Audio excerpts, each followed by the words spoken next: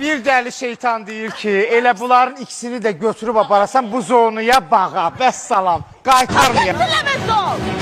Demək sən istəməyəsən! Evli insana ha çox insan sevir. Burada nə var ki, sevənlər çoxdur. Evli insan sevmir. Vallahi sevirlər də zağır. İndi realda Doğru deyil. Hə? Doğru deyil. Doğru deyil amma İnsanlar düşünürlər ki, boşanma ay pisdir, xaosdur, inkişaf deməkdir. Nə mənada? Mən buradan üzümü tuturam Mədəniyyət Nazirinə. Arada vaxtınız olanda bu efirlərə nəzarət edin. Sanki ölkədə nə qədər özünə hörmət eləməyən insan var, hamısını efirə çıxardırlar. Ədəbli, ərkanlı, əxlaqlı insanlar oturublar bir kənarda.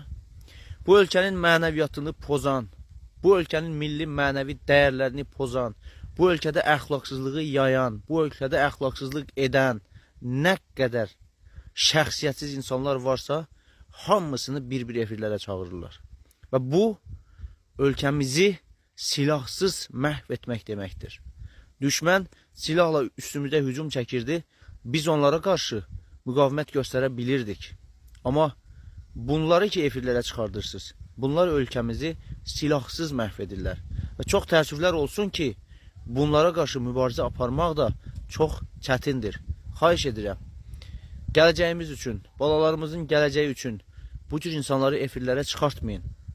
Onlar Allahı tanımırlarsa, heç olmazsa siz tanıyın.